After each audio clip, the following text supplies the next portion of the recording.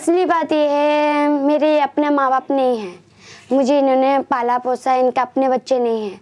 इनके 7 यतीम बच्चे पाले हैं। किसी को हॉस्पिटल से लाया है, किसी को रेल पटरी से उठा के लाए हैं, कोई भिखारी का बच्चा है उससे लेकर आए हैं। रोजी रोटी चलती थी। पहले मजबूरी हुआ, कबाड़ी चुनती थी, जिससे बोतल वोतल दुकान में पोछा लगाना, झाड़ू लगाना, ये सारा काम करना पड़ता है। घर में बहुत ज़्यादा दिक्कत था। फिर मम्मी भी ऐसे हालत में थी।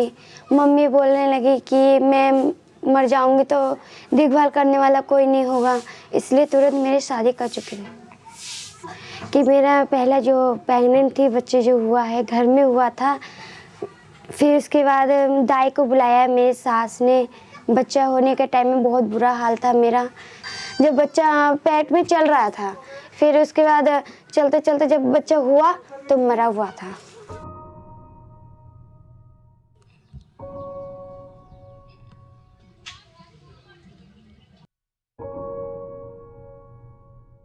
मेरे 4 साल हो चुका है शादी का। 4 साल के बाद फिर उसके बाद मेरे दूसरा बच्चा जब प्रेग्नेंट हुई तब उसके बाद मुझे कमलेश दीदी मिली।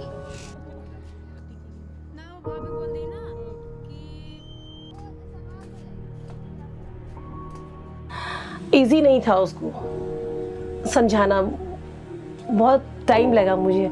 वो विश्वास करने के लिए तैयार नहीं थी, हॉस्पिटल जाने के लिए तैयार नहीं थी, क्योंकि उसके साथ इतना बुरा हो चुका था पहले। तो मैं मरते मरते बची हूँ। मैं 0 पॉइंट था, खून नहीं था शरीर में पहले बच्चा, तो उनको जानकारी नहीं था। फिर उसके बाद उन लोग बोलते थे कि भारी चीज़ उठाओगे तो जल्दी बच्चा होगा, भारी भारी काम करोगे जल्दी जल्दी बच्चे होंगे। उन लोगों को उतना दिमाग नहीं था कि हल्के हल्के काम करने से बच्चा हो सकता है। उन लोगों ने मेरे से बहुत ज़्यादा मतलब गलत सलूक किए हैं। फिर उन लोग भी ऐसे बोलते थे कि नहीं एरन का गोली मत खाओ, इससे कुछ भी नहीं होने वाला है। मैंने बोला कि एरन के कौन बोला नहीं खाते, खाते हैं हर कोई।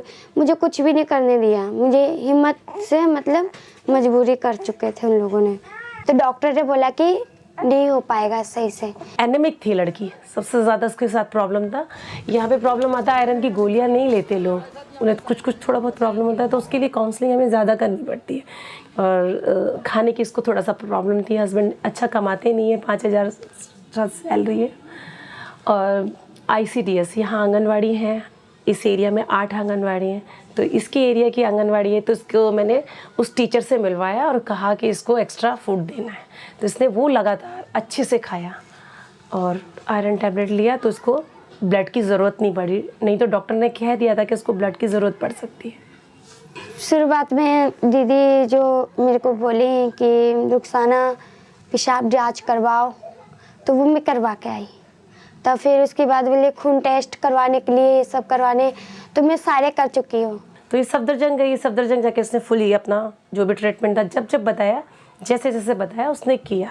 लास्ट में हॉस्पिटल डिलीवरी हुई। दीदी समझाती थी, सारे मीटिंग में बिठा के प्रेग्नेंट लोगों को बिठा के समझाती थी, एरन का गोली टाइम से खाओ, टीका लगाओ टाइम से, कितना मतलब महीना चल रहा है, ये सब मतलब डिटेल पूछती थी प्रेग्नेंट लोग के लिए। Danger sign.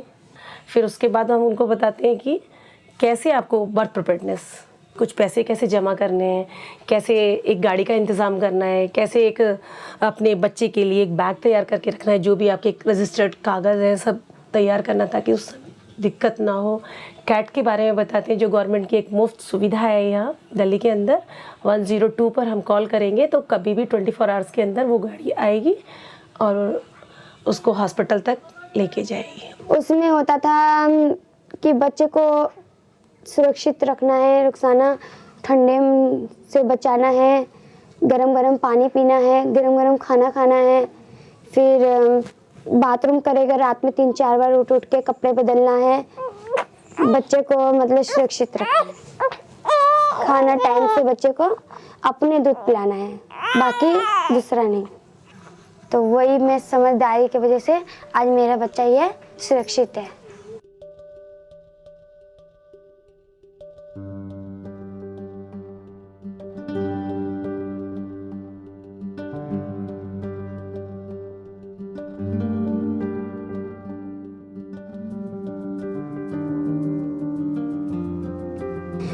बच्चे का नाम है अलबख्श।